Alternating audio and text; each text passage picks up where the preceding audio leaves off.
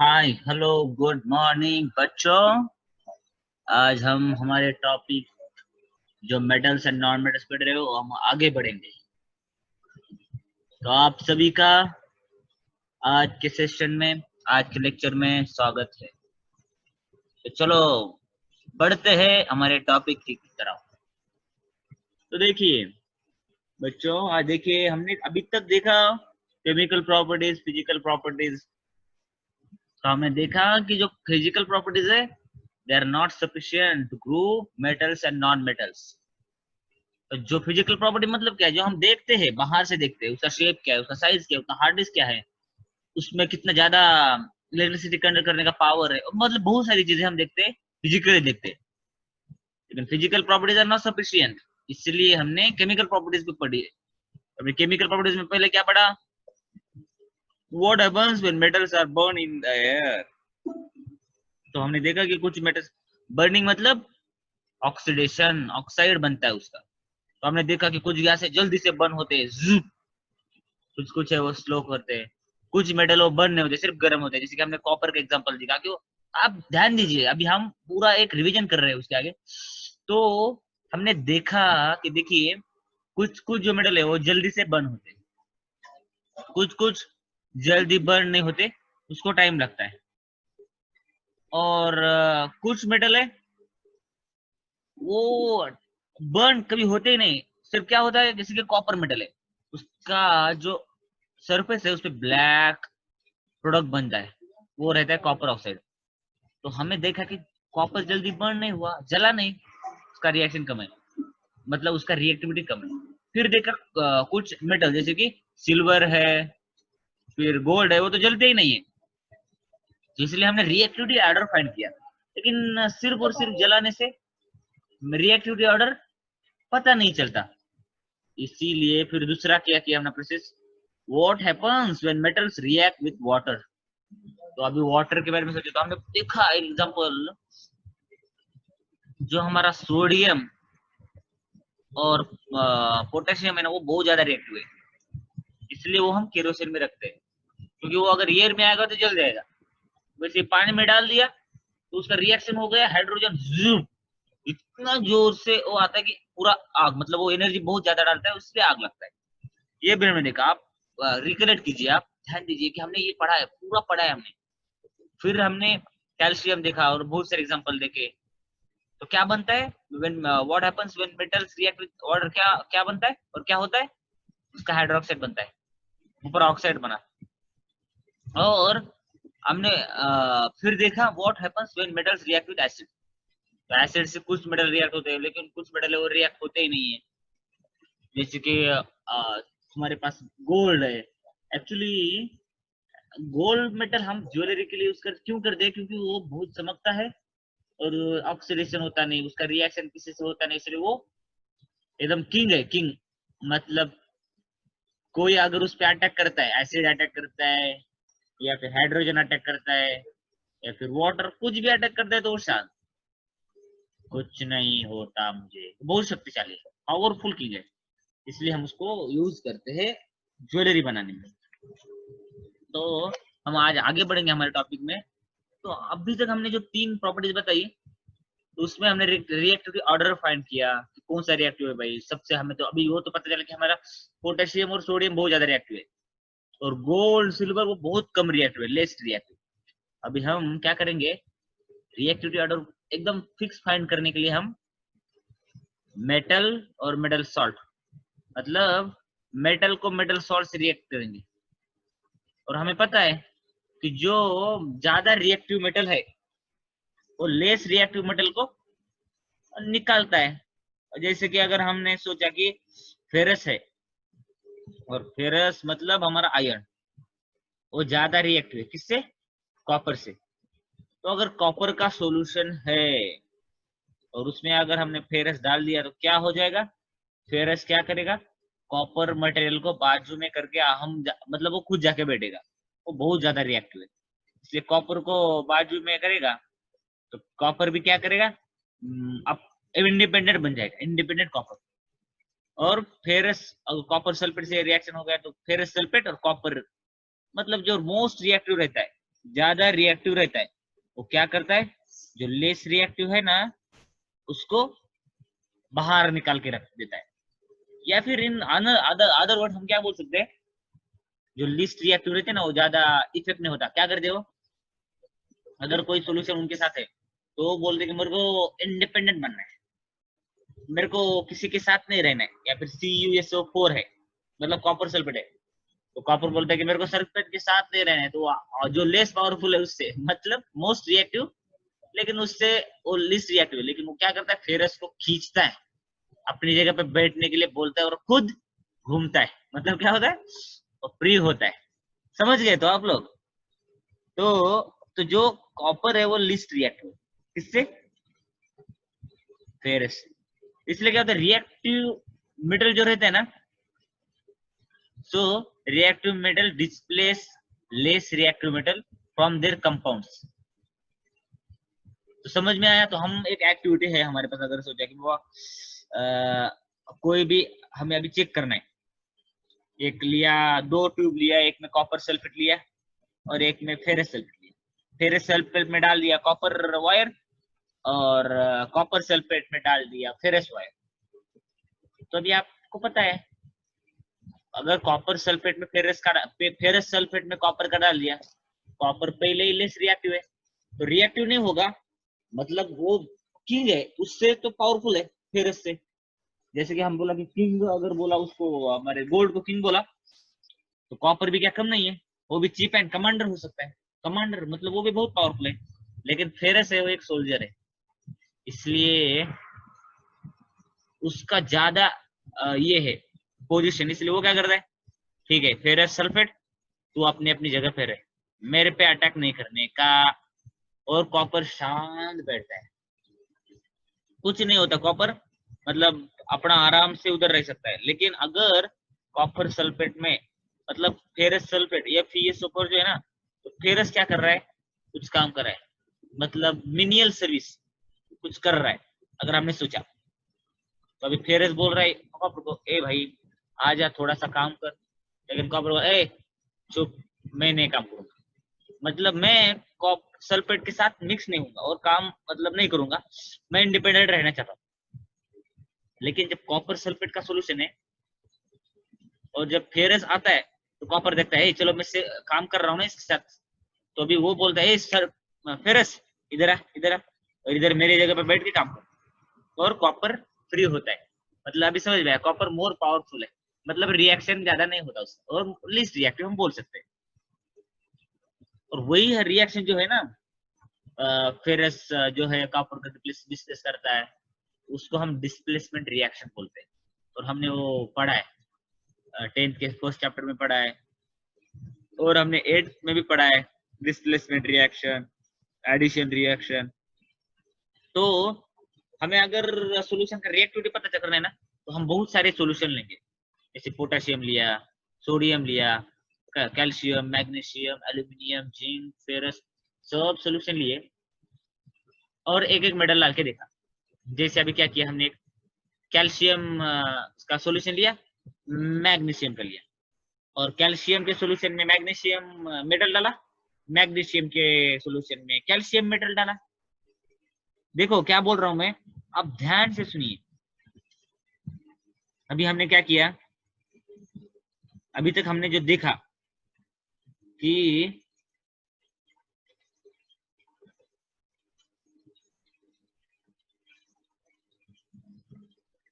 जो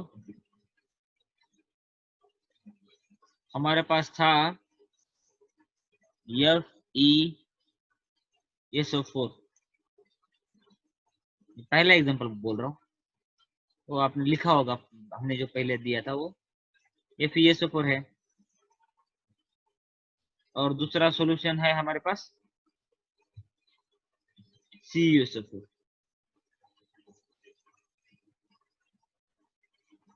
ओके, तो CuSO4 और FeSO4 हमारे पास दो सॉल्यूशन है। क्यों लिया हमने दो सॉल्यूशन, हमें देखना है कि अगर फेरस का ज्यादा रिएक्टिविटी है और फेरस ज्यादा मोस्ट रिएक्टिव है या फिर कॉपर, इसलिए दोनों का सॉल्यूशन लेके हमने दो अलग अलग ये लिए। ट्यूब लिया, एक ट्यूब लिया और एक ट्यूब लिया,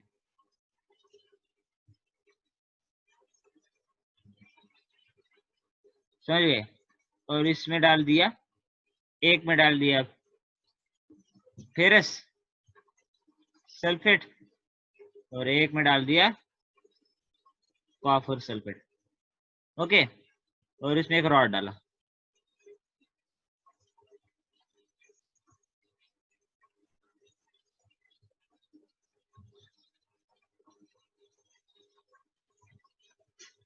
और इसमें एक रॉड डाला, दोनों में एक एक रॉड डाला।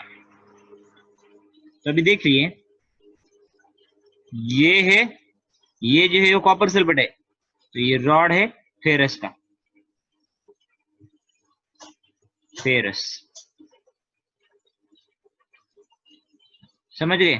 फेरस का रॉड डाला और इधर डाला हमने कॉपर।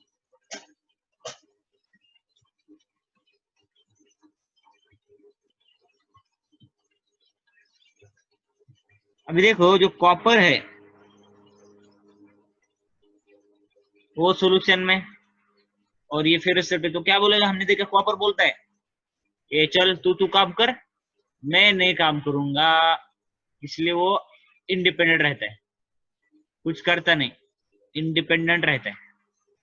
लेकिन इधर क्या होता है, कॉपर सल्फेट है, कॉपर सल्फेट ये SO4 के साथ दोनों मिलके कुछ काम कर रहे हैं जैसे हम सोचते हैं दोनों। लेकिन जैसे ही CuSO4 कॉपर को फेरस दिखता है तो फिर उसको क्या कॉपर बोलता है, ए इधर आ, और काम कर बोलता है।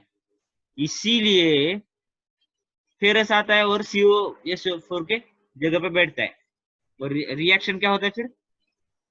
अभी देखो CuSO4 है और हमने अभी कॉपर का रिएक्शन देखा, कॉपर तो क्या करता है अपना कॉपर, CuSO4 को बोलता है चल काम तू कर, और फिर हमारा CuSO4 जो है और और इधर सॉरी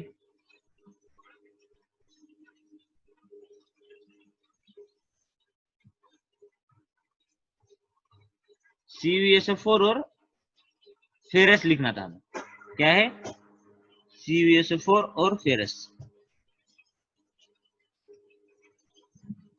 CuSO4 और Fe मतलब फेरस। मतलब जो कॉपर का, ये देखो ये जो है कॉपर सल्फेट का सॉल्यूशन, उसमें फेरस का रॉड डाल दिया। अभी देखो जैसे रॉड डाला हमने तो कॉपर क्या बोलता है, फेरस इधर फेरस को लगाता है काम में। मतलब क्या होता है,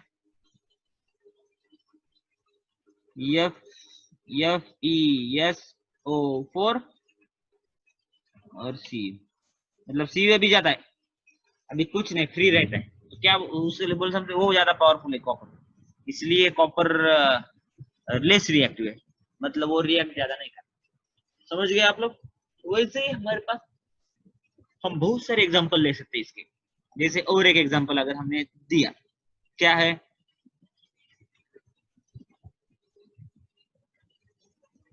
अभी हमारे पास एक कैल्शियम का सॉल्यूशन है और एक है एल्यूमिनियम का, या फिर हम दो सॉल्यूशन अलग है, अभी कैल्शियम हमें एल्यूमिनियम पता है, लेकिन एक एल्यूमिनियम है और एक जिंक है। क्या है, एक एल्यूमिनियम, एल्यूमिनियम और दूसरा मेटल है जिंक। तो अभी हमें रिएक्टिविटी पता करना है, दोनों में से कौन सा रिएक्टिव है। हम क्या करेंगे, एल्यूमिनियम का एक सॉल्यूशन बनाएंगे और एल्यूमिनियम का एक सॉल्यूशन और जिंक का एक सॉल्यूशन, समझ गए। एक एल्यूमिनियम का एक सॉल्यूशन है, एक एल्यूमिनियम का बनाएंगे और एक जिंक का बनाएंगे। और एल्यूमिनियम के सॉल्यूशन में जिंक मेटल डालेंगे, और जिंक के सॉल्यूशन में, और जिंक Zn जो है उसका सॉल्यूशन हमने बनाया, तो उसमें डालेंगे एल्यूमिनियम का। तो अभी हम जो मेटल उस सॉल्यूशन जिसका बना हुआ है उसमें से सॉल्यूशन से जिसको हटाएगा और खुद जाके बैठेगा वो है मोस्ट रिएक्टिव। तो इसमें क्या होता है, ये एग्जांपल में जो हमारा एल्यूमिनियम है ना, तो एल्यूमिनियम अगर ZnSO4 सॉल्यूशन है, ZnSO4 सॉल्यूशन में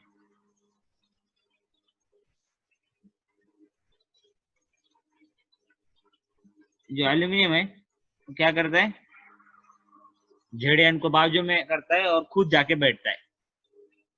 और ऐसे ही जितने भी रिएक्शन है ना वो हम डायरेक्टली फाइनल कर सकते हैं। ये जो है लास्ट कि हम what happens when metal react with their with other metal salts, जो भी अदर मेटल के सॉल्ट है तो उससे जैसे वो उसको डिस्प्लेस करता है ना, जो डिस्प्लेस करने वाला है, देखो ध्यान दो, one who displaces others, one who is removing other metal from his salt, तो क्या होता है, one is removing other metal, जैसे कि एल्यूमिनियम है वो जिंक को रिमूव कर रहा है और खुद जाके बैठ रहा है, तो एल्यूमिनियम है रिएक्टिव जिंक से ज्यादा, एल्यूमिनियम मोर रिएक्टिव है और जिंक कम रिएक्टिव है। समझ गए आप? यस। तो कौन सा रिएक्टिव है जो डिस्प्लेस करता है और जो डिस्प्लेस खुद खुद फ्री बनने के लिए सोचता है, हर बार बोलता है कि मेरे को फ्री फ्री फ्री, वो है फ्री फ्री फ्री, मतलब वो है लिस्ट रिएक्टिव, उसको रिएक्ट ज्यादा नहीं करना है, वो ज्यादा फंदे में नहीं पड़ता, मेरे को किसी से ज्यादा क्लोज रिलेशन, जैसे ZnSO4 वो दोनों दोस्त दोस्त, क्योंकि उसका रिएक्टिविटी ज्यादा है। वो जैसे कि हमने सोचा कि जो सोडियम है ना बहुत फ्रेंडली नेचर का है, कोई भी देखता है तो उसको जल्दी से पटा लेता है, मेरा दोस्त ऐसे बोलता है और वो जल्दी से रिएक्शन को कर लेता है रिएक्शन। लेकिन जो गोल्ड है ना वो किसी के साथ जमता नहीं, वो बोलता है मैं किंग हूँ, तुम छोटे लोग, मेरे से तुम्हारा नहीं चलेगा, तुम छोटे ही रहो। इसलिए क्या होता है, वो ज्यादा घुलता मिलता नहीं है कॉमन पीपल के साथ। और अगर उसको ऐसा दिन आ भी गया कि वो जैसे कि कॉपर सल्फेट, मतलब क्या है, एक सोल्जर है और सल्फेट के साथ उसको काम करने का मौका आ गया, तो भी कर रहा है, कैसे तो कर रहा है, लेकिन जैसे वो दिखता है उसके लेवल का, अरे फेरस इधर इधर, और फेरस को बोलता है चल इसके साथ काम कर, इसलिए फेरस सल्फेट बन जाता है, और फिर से कॉपर क्या करता है, अपना खुद का इंडिपेंडेंट बन जाता है। तो आप समझ गए? Yes, I hope you understood. So let's move. तो अभी देखा, हमने देखा रिएक्टिव डायग्राम कैसे कैसे, तो हमने ऐसे बहुत सारे जो मेटल है ना, सब मेटल का हमने रिएक्शन किया और डिस्प्लेसमेंट रिएक्शन, तो हमें ये मिला रिएक्टिविटी ऑर्डर। तो रिएक्टिविटी ऑर्डर क्या है, कैसे है, आपको हम बताएंगे। रिएक्टिविटी ऑर्डर देखो बच्चों, जो रिएक्टिविटी ऑर्डर है वो इस तरह से, कैल्शियम सबसे ज्यादा, पोटेशियम सबसे ज्यादा रिएक्टिव, उसके बाद sodium, calcium, magnesium, aluminium, zinc, ferrous, lead, copper, mercury, silver और गोल्ड। जो गोल्ड और सिल्वर है ना वो लीस्ट रिएक्टिव। तो अभी हम ये कैसे है, अभी थोड़ा सा हमने याद करने के लिए हम खुद तो ये देखें, आपको मैं और ट्रिक्स बताऊंगा, लेकिन अब अभी तक आप क्या ध्यान में रख सकते हैं, आपने पीरियोडिक टेबल पढ़ा है, जो पोटेशियम है और क्या सोडियम है वो फर्स्ट ग्रुप के एलिमेंट, पोटेशियम और सोडियम। फिर कैल्शियम और मैग्नीशियम सेकंड ग्रुप है और एल्यूमिनियम थर्ड है। इतना तो आपको समझ में आ गया। कैल्शियम टू एल्यूमिनियम का ये तो बहुत इजी है, कैल्शियम और सोडियम ये फर्स्ट ग्रुप में है और पोटेशियम और सोडियम फर्स्ट ग्रुप में है, कैल्शियम और मैग्नीशियम वो सेकंड ग्रुप में है, एल्यूमिनियम थर्ड, मतलब एक्चुअली थर्ड में नहीं है लेकिन हम थर्ड बोल सकते हैं, जैसे कि जैसे मैग्नीशियम के बाद कैल्शियम है, थोड़ा आगे आता है, 13th ग्रुप में आता है, लेकिन फिर भी हम उसको थर्ड बोल सकते हैं। जो डी ब्लॉक हम छोड़ के, ये आप बाद में पढ़ेंगे डी ब्लॉक क्या है, ये क्या है, लेकिन तभी तक आपको याद रखने के लिए। फिर जिंक है, अभी नीचे से हम देखेंगे। हमें ये तो पता है कि कॉपर से ज्यादा सिल्वर है, सिल्वर से ज्यादा गोल्ड। सिर्फ अभी हमें ये पता नहीं था मर्क्यूरी, लीड के बारे में। हमें वो भी पता था कि फेरस तो एल्यूमिनियम से ज्यादा है रिएक्टिव। देखो ये तो हमको सब जो है ना, ये सब याद ही है डायरेक्टली। अगर हमको पूछा कि जिंक, तो हमें जिंक याद रखना है। जिंक के बाद फेरस, मतलब एल्यूमिनियम के बाद जिंक। ये जो है ना, आप डायरेक्टली थोड़ा फोकस करेंगे ना, तो ये पूरा याद ही रख करेंगे आप। और आपको ज्यादा टेंथ में ज्यादा कुछ नहीं है, जैसे आप ट्वेल्थ में जाएंगे और मेटल्स ऐड होंगे, और आपको उस टाइम में शॉर्टकट बताऊंगा, बहुत बढ़िया शॉर्टकट।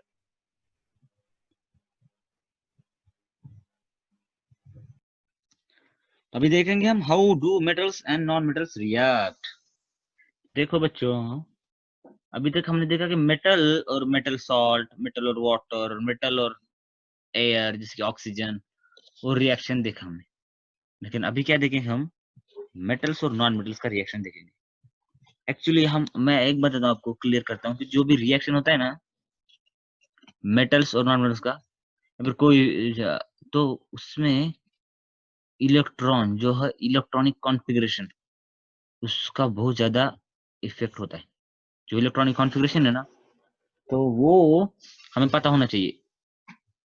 जैसे कि मेटल और नॉन मेटल का रिएक्शन होना मतलब क्या है, और ये कैसे रिएक्शन होता है, क्या होता है, ये हम अभी देखेंगे। तो पहले हम देखेंगे इलेक्ट्रॉनिक कॉन्फ़िगरेशन क्या है। जैसे कि हमने अभी देखा कि क्या रिएक्शन में क्या होता है। पहले हम इलेक्ट्रॉनिक कॉन्फ़िगरेशन देखेंगे। Electronic configuration, configuration. So electronic configuration तो हमें पढ़ा है हमने 9th में। तो अभी मैंने बोला आपको, चलो बताओ बच्चों, कार्बन का इलेक्ट्रॉनिक कॉन्फ़िगरेशन क्या है। तो आप बोलेंगे ठीक है भाई, कार्बन का कितना एटॉमिक नंबर है, 6 है। तो उसका क्या है, 2,6। बट ये क्या है, इलेक्ट्रॉन कॉन्फ़िगरेशन क्या है। तो देखो, ये इलेक्ट्रॉन है, ये एक एक कार्बन न्यूक्लियस है, कार्बन न्यूक्लियस। उसमें क्या क्या रहता है, कार्बन न्यूक्लियस में क्या रहता है, प्रोटॉन और न्यूट्रॉन। प्रोटॉन और न्यूट्रॉन रहते हैं, राइट। प्रोटॉन और न्यूट्रॉन। और फिर बाद में क्या रहता है, एक ये रहता है, शेल रहता है। तो इसमें 2 इलेक्ट्रॉन, ये जो कैपेसिटी ना हमने देखा इसके पहले के चैप्टर में हमने देखा, पीरियोडिक टेबल चैप्टर में देखा हमने, जो फर्स्ट शेल है उसका कैपेसिटी 2 इलेक्ट्रॉन का है। तो इधर एक इलेक्ट्रॉन और इधर एक इलेक्ट्रॉन, हो गए 2 इलेक्ट्रॉन, सही है ना।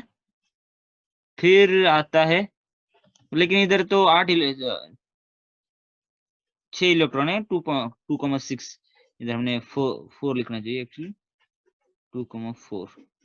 तो देखो 6 है इसका ये एटॉमिक नंबर, मतलब क्या है, 6 प्रोटॉन है, 6 न्यूट्रॉन है, और 6 इलेक्ट्रॉन है। क्या है, 6 प्रोटॉन,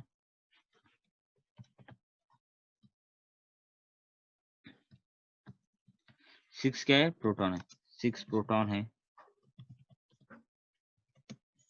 6 इलेक्ट्रॉन है, ओके, और 6 न्यूट्रॉन है।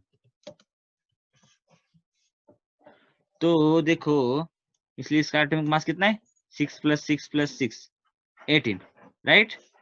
नहीं, इसका एटॉमिक मास 12 है। क्यों 12 है, क्योंकि एटॉमिक मास मतलब क्या, पूरा एटम का मास कितना है, पूरा जो एटम है। तो देखो प्रोटॉन और न्यूट्रॉन का वेट थोड़ा सा सिमिलर रहता है, 1.67 × 10⁻24 ग्राम रहता है। लेकिन जो इलेक्ट्रॉन का उसका बहुत कम रहता है, क्या 9.1 इंटू 10⁻28 ग्राम रहता है, बहुत कम रहता है, इसलिए वो हम निग्लिजिबल कंसिडर करते हैं। इसलिए इसका वेट क्या है 12। तो देखो अभी 2 इलेक्ट्रॉन इधर आ गए, अभी हमें और एक शेल निकालना पड़ेगा। अभी इसमें आएंगे बाकी के 4 इलेक्ट्रॉन। ओके, समझ गए सब लोग? इसमें बाकी के 4 इलेक्ट्रॉन जो भी थे, 1 2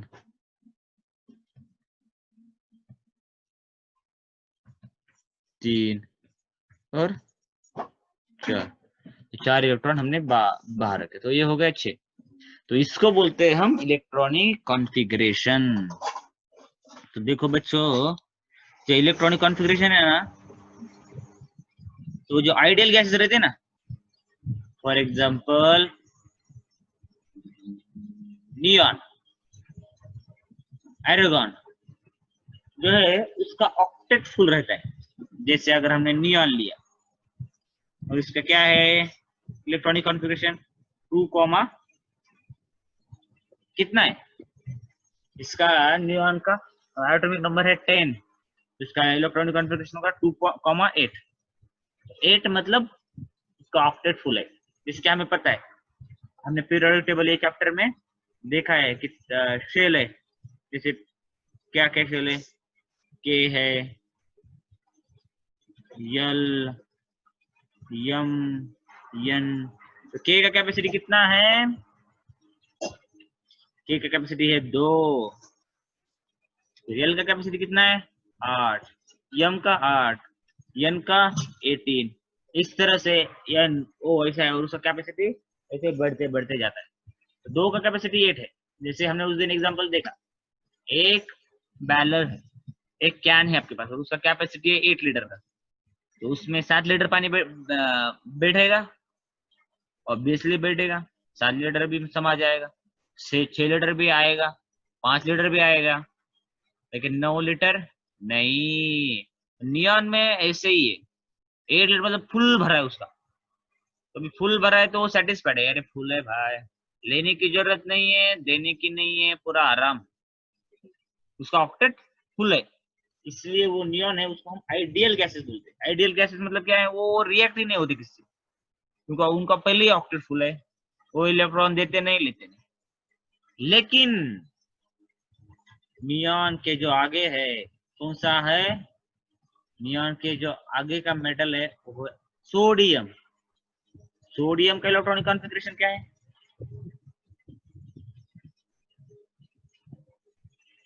यस बरोबर, 2,8,1 है। तो क्या होता है, इसमें इलेक्ट्रॉन है 11, प्रोटॉन है 11, न्यूट्रॉन है 12। तो अभी क्या होता है, इसका एक इलेक्ट्रॉन है जो के एल यम शेल में है, तो ये एक इलेक्ट्रॉन घूमता रहता है, घूमता रहता है, ये बोलता है यार मेरे को मतलब एकदम स्टेबल रहना है, स्टेबल रहना है, मतलब कि जो नोबेल गैसेस रहते हैं ना, स्टेबल रहते हैं, उनको कोई हिलाता डुलाता नहीं, मतलब फुल है, वो फुल पेट भर के खाए हुए, जैसे कि 2.8 नियॉन का है, लेकिन वो स्टेबल है, रिएक्ट नहीं होता। तो सोडियम भी क्या सोचता है, मेरे को भी वैसे स्टेबल बनना है, इसलिए वो क्या करता है, एक इलेक्ट्रॉन देता है, ये इलेक्ट्रॉन है ना, ये बाहर फेंकता है, तो क्या होगा, एक इलेक्ट्रॉन गया, जो अभी सोडियम में पहले कितने इलेक्ट्रॉन थे 11, अभी 10 इलेक्ट्रॉन बचे, और एक और 11 प्रोटॉन, तो एक प्रोटॉन ज्यादा है, एक प्रोटॉन ज्यादा है मतलब क्या है, अब पहले तो जो एटम है वो न्यूट्रल था, क्योंकि इलेक्ट्रॉन और प्रोटॉन दोनों सेम थे इसलिए न्यूट्रल, लेकिन अभी क्या हो गया, एक प्रोटॉन ज्यादा हो गया, इसलिए जो सोडियम है ना, उससे पॉजिटिव चार्ज, मतलब एक प्रोटॉन एक्स्ट्रा होने की वजह से एक चार्ज हो गया, मतलब वो जो एटम हो गया ना, वो न्यूट्रल नहीं हुआ, तो वो चार्ज हो गया, मतलब एन ये पॉजिटिव प्लस, अंडरस्टूड, ये प्लस हो गया एन ए प्लस। और फिर हम दूसरे के एग्जांपल देखेंगे, कौन से एग्जांपल देखेंगे, क्लोरीन, क्लोरीन का इलेक्ट्रॉनिक कॉन्फ़िगरेशन क्या है? उसका एटॉमिक नंबर है 17, 2.8,7। अभी देखो क्लोरीन को भी ऑक्टेट, ऑक्टेट कंप्लीट मतलब क्या है पता है क्या? ऑक्टेट कंप्लीट मतलब उसका सबसे स्टेबल स्टेट है। जैसे एक आदमी तो उसका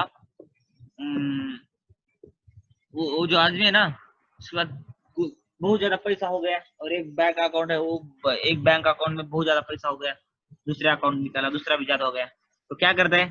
अभी देखो भाई, अभी मैं अकेला तो संभालने वाले थोड़ा मुश्किल है, तो ज्यादा पैसे भी नहीं है एक अकाउंट में, तो मैं दे देता हूँ दूसरे को अकाउंट, या मतलब क्या हो जाएगा, वो उसके तो काम आएगा।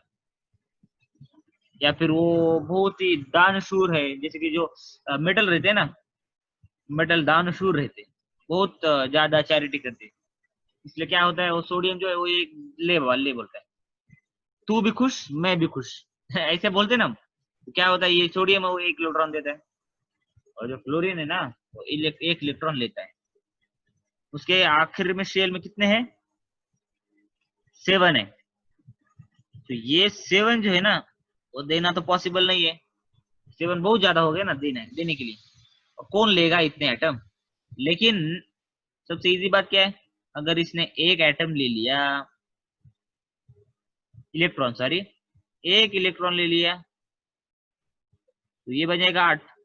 8 मतलब ऑक्टेट, ऑक्टेट वो पूरा हो गया, और क्लोरीन भी स्टेबल हो गया, उसने भी एरागोन का स्टेट एक्वायर किया। तो क्या होता है, क्लोरीन है, क्लोरीन एटम, क्लोरीन एटम के इसमें कितने ये थे पहले, इलेक्ट्रॉन 17 थे, लेकिन एक इलेक्ट्रॉन लिया 18 हो गए, और प्रोटॉन थे 17, 17 प्रोटॉन एक इलेक्ट्रॉन, और नहीं 18 प्रोटॉन, तो एक इलेक्ट्रॉन ज्यादा है, तो एक इलेक्ट्रॉन ज्यादा मतलब क्या है, वो निगेटिव चार्ज बन गया, नेगेटिव बन गया, एक इलेक्ट्रॉन ज्यादा है, मतलब न्यूट्रल नहीं निगेटिव, समझ गए? तो क्या होता है पता है क्या, हम ये बोलता है चलो मैं एक देता हूं, और ये बोलता है तू एक दे, मतलब देखो देखो क्या है, हम दोनों दोस्त हैं, ये दोनों दोस्त है, दोस्त बन गए, क्यों? इसने इसको पार्टी दिया है और इसने एक्सेप्ट किया, और अभी इनका जो इसने दिया, जैसे कि हम बोल सकते इसने लड़की दी अपने, पहले दोस्त थे, बोले कि अभी अपनी दोस्ती रिश्तेदारी में बदल देते हैं रिश्तेदारी में बदल दिया, और ये दोनों रिश्तेदार बन गए, और क्या हो गया, एक कंपाउंड बना। कौन सा कंपाउंड? NaCl। देखा हमने, ये जो है हम बोल सकते ये एक देने का, इनको इनके पास भी कम था, इनको भी एक चाहिए था, तो ये भी बोल रहे एक चाहिए एक चाहिए, कोई भी जो देगा उसको मैं, जो मेरे को मतलब अभी इसके पास है 7, घर में फैमिली में 7 आदमी हो गए, 7 मतलब मेंबर हो गए, तो इसमें हम बोल सकते हैं, जैसे देख सकते हैं एग्जांपल, जो 6 थे ना, एक एक दो, तो 6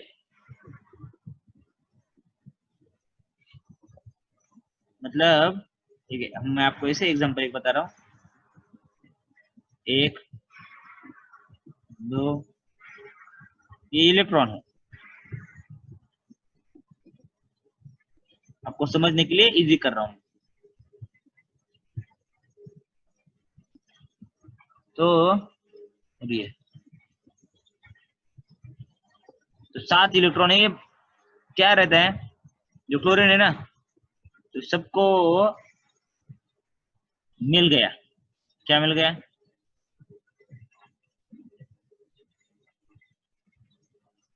everyone got their wife, like ये उनका हो गया, ये भी हो गया, ये का शादी बाकी है, तो ये क्लोरीन क्या बोलता है, चलो तू हम दोस्त है, लेकिन ये दोस्ती हम रिश्तेदारी में कन्वर्ट करते हैं, तो ये एक इलेक्ट्रॉन है, तुम्हारी जो लड़की है मेरे लड़के से शादी कर दे दे, दे दिया। फिर ये इनकी जो दोस्ती थी वो रिश्तेदारी में बदल गई, और ये दोनों Na+ और Ca- वो रिश्तेदार बन गए। यस, समझ गए सब लोग? या तो अभी हम दूसरे के एग्जांपल देखेंगे, मैग्नीशियम और क्लोरीन। मैग्नीशियम का इलेक्ट्रॉन कॉन्फ़िगरेशन क्या है, 2,8,2, और क्लोरीन का है 2,8,7। तो मैग्नीशियम को अगर स्टेबल बनना है तो उसको 2 इलेक्ट्रॉन देने पड़ते हैं, लेकिन क्लोरीन तो एक ही इलेक्ट्रॉन ले सकता है। तो क्लोरीन क्या करता है, अपने एक भाई को, अपने भी भाई को बुलाता है। वो बोलता है ये चलो मैग्नीशियम के साथ हमें रिश्ता बनाना है, तो अभी और एक लाना पड़ेगा। तो इसके भाई को बोलता है, क्लोरीन को, दूसरे क्लोरीन को, आ जा तू भी बना रिश्ता, हम दोनों भी लेंगे इससे एक एक इलेक्ट्रॉन डायरेक्टली। क्या हो गया, ये जो 2 इलेक्ट्रॉन है इसको एक दिया और इसको एक दिया, इसलिए इसका जो रिलेशन है ना, इसका रिश्ता है दोनों के साथ बन गया। इसीलिए क्या बन गया ये एटम, MgCl2, राइट। क्योंकि मैग्नीशियम ने 2 इलेक्ट्रॉन दिए, ये कैल्शियम को, क्लोरीन एक को एक दिया और 2 क्लोरीन को दिया है, दोनों भाई भाई को एक एक दिया और रिलेशन बनाया, और वो बन गया एक कंपाउंड MgCl2। अंडरस्टूड? तो बच्चों ये जो एटम्स है ना, जो कि मेटल और नॉन मेटल का रिएक्शन बन गया, एक एक रिएक्शन मतलब एक एक इलेक्ट्रॉन दिया, ये जो है ना ये आयोनिक कंपाउंड है। क्यों आयोनिक बोला है? आयोनिक कंपाउंड मतलब पहले Mg का आयन बनता है, फिर क्लोरीन का आयन बनता है, और Mg और क्लोरीन के ये पॉजिटिव और नेगेटिव चार्ज अट्रैक्ट करते हैं, एक दूसरे को अट्रैक्ट करते हैं, इसीलिए फिर ये MgCl2 बन जाता है, मतलब वो आयोनिक कंपाउंड। तो जो आयोनिक कंपाउंड है ना वो बहुत स्ट्रॉन्ग रहता है, पॉजिटिव और नेगेटिव चार्ज एक दूसरे से इतने मतलब संबंध उनका इतना गहरा बनता है ना कि वो ब्रेक करना पॉसिबल नहीं।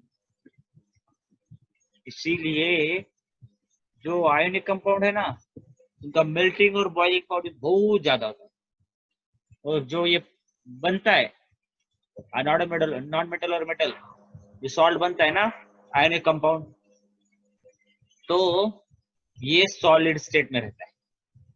दिखने में तो लगता है जैसे कि हम नमक देगा, दिखने में तो बहुत ये लगता है, लेकिन उसको अगर हमने सोचा कि उसको मेल्ट करना है, तो melting point of NaCl, can you imagine, it is 1074 kelvin, मतलब बहुत ज्यादा है। वैसे उसका बॉइलिंग पॉइंट भी बहुत ज्यादा है। तो ये है रहा उसका मेल्टिंग और बॉइलिंग, मतलब उसका जो बॉन्ड है ना वो बहुत स्ट्रांग बन गया। फिर हमने उसको सोचा, उसका भी अभी हमने जो सॉल्ट है ना उसका हम प्रॉपर्टीज थोड़ा सा पढ़ना है, क्या है, कैसा है, इसका नेचर क्या है, कंपाउंड का प्रॉपर्टीज क्या है। तो अभी हम इन प्रॉपर्टीज पढ़ेंगे, तो सम जनरल प्रॉपर्टीज हम पढ़ेंगे। तो हम पहले पढ़ेंगे कि उसका फिजिकल नेचर क्या है। क्या है फिजिकल नेचर, फिर मेल्टिंग और बॉइलिंग पॉइंट, सॉलिबिलिटी में हम ये सब देखेंगे। तो हम पहले देखेंगे कि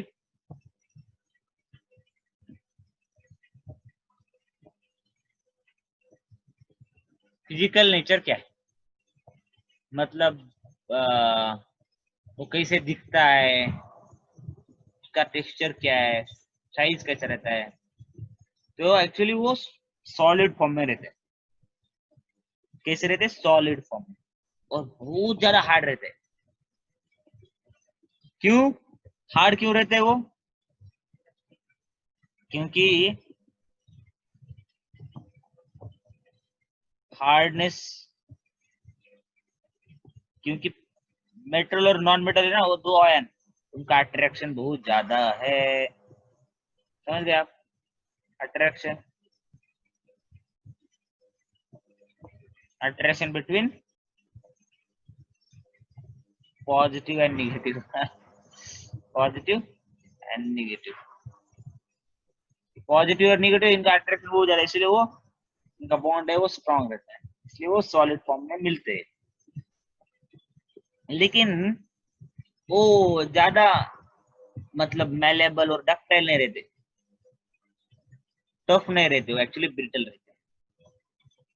जैसे हमने प्रेशर अप्लाई किया तो वो टूट सकते हैं।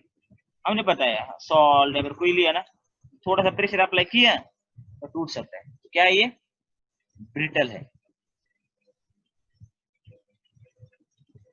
ओके, अभी हम देखेंगे अगला प्रॉपर्टी, क्योंकि जो मेटल है उसका अभी हम क्या देख रहे हैं अभी, मेटल और नॉन मेटल का रिएक्शन देखा, और जो कंपाउंड बनता है ना सॉल्ट या फिर ऑक्साइड, तो वो कंपाउंड का क्या प्रॉपर्टी है, तो हमने फिजिकल और नेचर क्या है। फिजिकल नेचर देखा, वो सॉलिड है, फिर अट्रैक्शन की वजह से वो स्ट्रांग भी है लेकिन ब्रिटल है। फिर उसका मेल्टिंग और बॉइलिंग पॉइंट है ना बहुत ज्यादा है, क्योंकि बहुत ज्यादा एनर्जी लगती है उनके इंटर आयोनिक जो अट्रैक्शन है ना, वो ब्रेक करने के लिए बहुत ज्यादा एनर्जी लगती है। इसीलिए उसका मेल्टिंग और boiling point MP and BP, melting and boiling point जो है ना वेरी हाई, मतलब बहुत ज्यादा है। क्यों? क्योंकि इंटर आयोनिक जो अट्रैक्शन रहता है ना बहुत ज्यादा रहता है, इसलिए वो ब्रेक करने के लिए बहुत ज्यादा पावर लगता है, बहुत ज्यादा टेम्परेचर लगता है, इसलिए उसका मेल्टिंग और बॉइलिंग पॉइंट ज्यादा है। फिर और अभी अभी देखेंगे सोल्युबिलिटी। तो अभी पता है हमें, इजी है, जो हमने अगर सॉल्ट डाला पानी में तो सोल्यूबल है, लेकिन सॉल्ट केरोसिन में पेट्रोल में डाला तो सोल्यूबल नहीं है। सॉल्युबिलिटी क्या रहती है आयोनिक कंपाउंड्स की, they are generally soluble in water but they are insoluble in kerosene and petrol. तो इजी है सॉल्युबिलिटी प्रॉपर्टी, क्योंकि हमें पता है अगर सॉल्ट हमने मिक्स किया पानी में तो सॉल्युबिलिटी है, वाटर मतलब H2O में सॉल्युबल है ओ सॉल्ट, लेकिन केरोसिन और पेट्रोल इसमें वो इनसॉल्युबल है। अभी हम देखेंगे वेदर दे आर इलेक्ट्रिक, मतलब उनके जो आयंस है, जो आयन है चार्ज पार्टिकल है, तो इलेक्ट्रिसिटी कंडक्ट करते हैं क्या नहीं। तो अगर हमने ऐसे ही पार्टिकल रखे सॉलिड फॉर्म में है तो पॉसिबल नहीं है, लेकिन उसको अगर हमने पानी में उसका सॉल्यूशन बनाया या फिर उसका मोल्टन बनाया तो उसमें से इलेक्ट्रिसिटी पास हो सकती है। इलेक्ट्रोस्टैटिक फोर्स ऑफ अट्रैक्शन रहता है, इसीलिए वो इलेक्ट्रिसिटी पास होती है, मतलब इलेक्ट्रॉन फ्रीली मूव होते हैं। तो ये इलेक्ट्रिसिटी मतलब इलेक्ट्रिकल कंडक्टर भी बन जाता है। समझ गए सब लोग? चलो हम आगे बढ़ते हैं। अभी हम देखेंगे ऑकरेंस ऑफ मेटल्स, लेकिन अब आज ये लेक्चर हम अभी खत्म करेंगे और आगे का पार्ट हम देखेंगे अगले लेक्चर। सो